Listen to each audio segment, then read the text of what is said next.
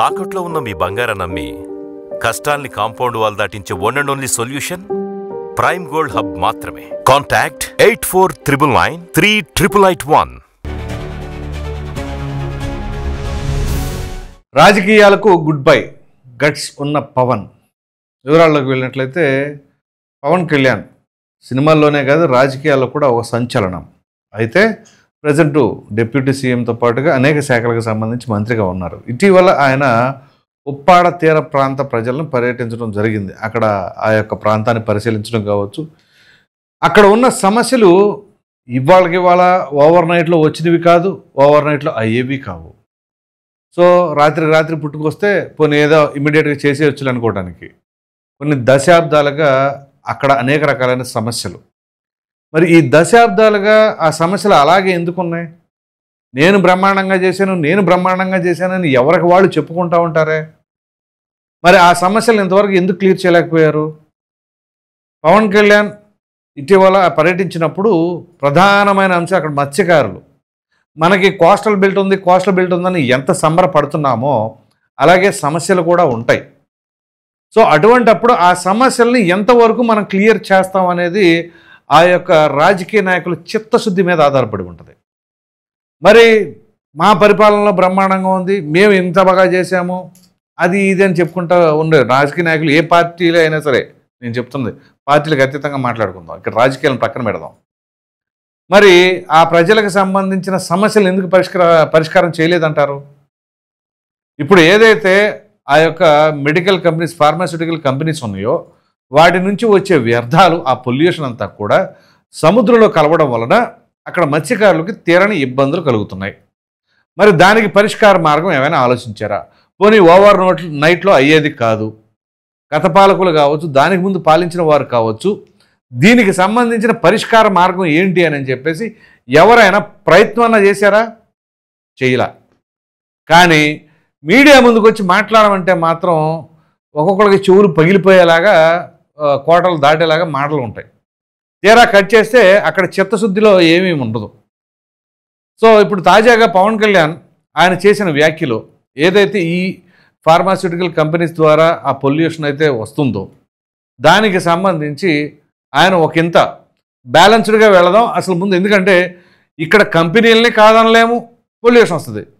At the same time ఆ pollution వల్ల ప్రజలు ఇబ్బంది పడకూడదు, ప్రధానంగా మత్స్యకారులు ఇబ్బంది పడకూడదు అని చెప్పేసి ఏం చేయాలి, దీని పరిష్కార మార్గం ఏంటి అని చెప్పేసి మొన్న పర్యటించినప్పుడు మాట్లాడటం జరిగింది. ఆయన చిత్తశుద్ధిని ఎవరైనా శంకిస్తే, ఒకవేళ మాట వరుసగా చెప్తున్నాను, ఆ కమిట్మెంట్ ఉన్న నాయకుడు ఇట్లాంటి వాళ్ళు ఉండటం అనేది రాజకీయాల్లో వెరీ రేర్. మరి ఆయన ఏమన్నారు? అవసరమైతే నేను మాట ఇస్తున్నా, ఒకవేళ చేయలేకపోతే రాజకీయాల నుంచి తప్పుకుంటానన్నారు. అది ఆయన చెప్పడం కదా, ఒకసారి ఆయన చెప్పిన మాటలు మీరే వినండి. సో నేను పెట్టుకుంది ఏంటంటే, మనకి చాలా ఈ అభివృద్ధితో పాటు మనకు కావాల్సింది ఖచ్చితంగా పర్యావరణ పరిరక్షణ కావాల్సిందే మనకి. దాంట్లో నేను ఎక్కడ కాంప్రమైజ్ అవ్వట్లేదు, దాన్ని ఎక్కడా కూడా నేను మిమ్మల్ని వంచాలని కూడా నేను ప్రయత్నం చేయట్లా. నాకు మీకు కుదరినప్పుడు నేను రాజకీయాలు వదిలేసి వెళ్ళిపోతాను తప్ప, నేను మీ న్యాయం చేయలేనప్పుడు నేను కూర్చోబెట్టి నాకు నిజంగా మీ గుండెల్లో పెట్టుకున్న అభిమానం కంటే కూడా నేను పదవులుగా నేను ఏం చూడను. కాకపోతే ఈ పదవి ఉన్నది చాలా మందితో కూర్చొని సామరస్యపూర్వకంగా ఎలా పరిష్కారం చేయాలి అన్నదే నా తపన. విన్నారు కదా, అంత కాన్ఫిడెంట్గా ఎందుకు చెప్పారు అంటే చిత్తశుద్ధి, కమిట్మెంట్. ముందు మాట వరుసకైనా సరే ఏ రాజకీయ నాయకుడైనా ఆ మాట అంటాడా? గట్స్ ఉండాలి ఆ మాట అంటానికి. ఏదో రాజకీయపరమైన శపథాలు చేస్తూ ఉంటారు. ఇది రాజకీయపరమైన శపథాలు కాదు, పాలనాపరమైన శపథాలు, ప్రజలకు ఇచ్చిన మాట కోసం శపథాలు. రాజకీయపరమైన శపథాలు ఎలా ఉంటాయో చెప్పనా? అనిల్ కుమార్ యాదవ్ ఉన్నాడు కదా, మాజీ మంత్రి, ఆయన ఒక ఛాలెంజ్ చేశాడు. ఏది పల్నాడులో ఎంపీగా పోటీ చేశాడు కదా అక్కడ లావకృష్ణదేవరాయల పైన. అప్పుడు అన్నాడు, ఓడిపోతే రాజకీయాలకు సన్యాసం చేస్తానని ఛాలెంజ్. అది రాజకీయపరమైన ఛాలెంజ్. అఫ్కోర్స్ అది నిలబెట్టుకున్నాడా లేదా పక్కన పెడదాం.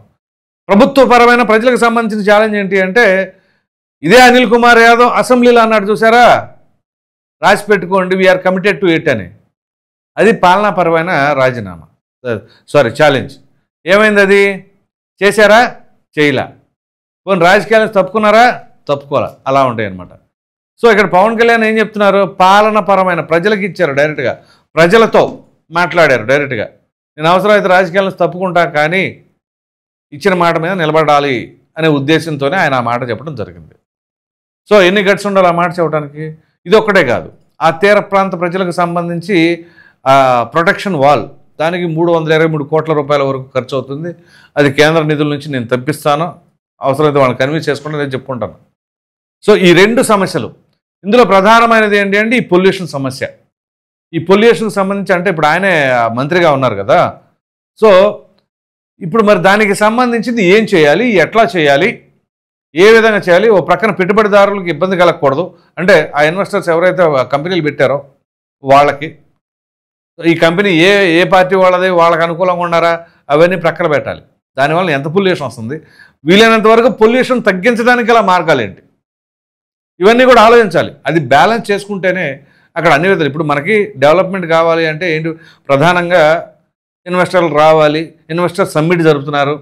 మరి ఆ ఇన్వెస్టర్స్ వచ్చినప్పుడు పొల్యూషన్ అనేది ఖచ్చితంగా ఆ కంపెనీల ద్వారా వస్తుందిగా. సో ఉపాధి వస్తుంది, at the same time pollution వస్తుంది. ఆ పొల్యూషన్ అనేది ప్రజలకు ఇబ్బంది కలగకూడదు, దాన్ని ఎలా బ్యాలెన్స్ చేయాలి.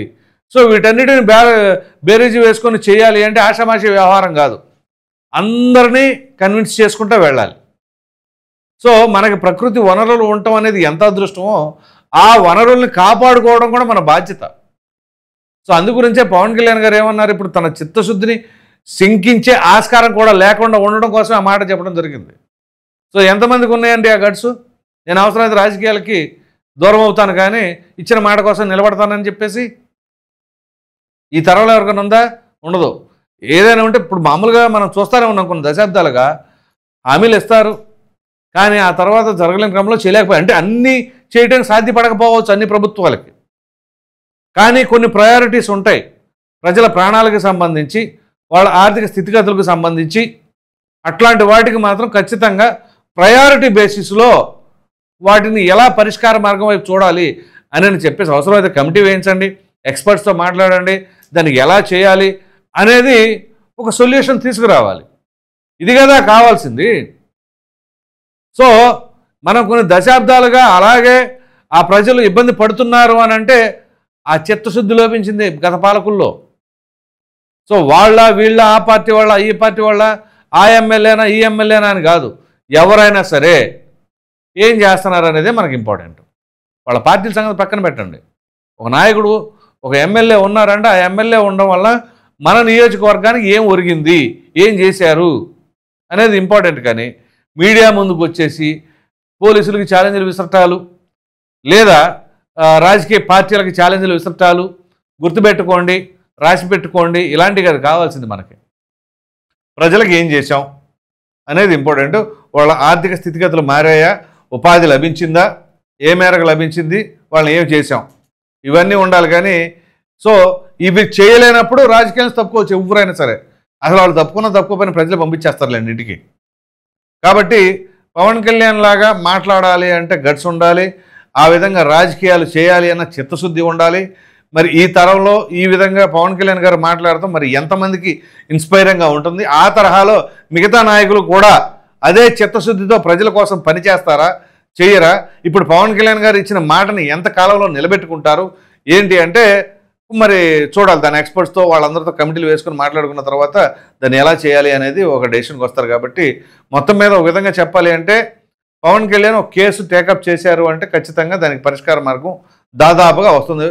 ఏదైనా సరే రాలేదు అంటే ఎక్కడైనా సరే ఇంకా ఏదో ఒకటి అరా ఇబ్బందులు ఉంటే తప్ప అనే తరహాలో ఉంటుంది. కాబట్టి ఇక దాదాపుగా ఈ యొక్క ఉప్పాడ ప్రాంత ప్రజలకు కావచ్చు, ఆ పొల్యూషన్తో ఇబ్బంది పడుతున్న మత్స్యకార సోదరులకు కావచ్చు, వాళ్ళందరికైతే త్వరలో పరిష్కార మార్గం రాబోతుందని చెప్పేసి ఆశాభావంలో ఉండొచ్చు. ఈ వీడియో పైన ప్రధానంగా పవన్ కళ్యాణ్ అవసరమైతే నేను రాజకీయాలకు దూరం అవుతాను కానీ మీ మాట నిలబెట్టుకుంటానని చెప్పేసి అన్న దానిపైన మీ అభిప్రాయాన్ని కామెంట్ సెక్షన్లో తెలియజేయండి. Thank you.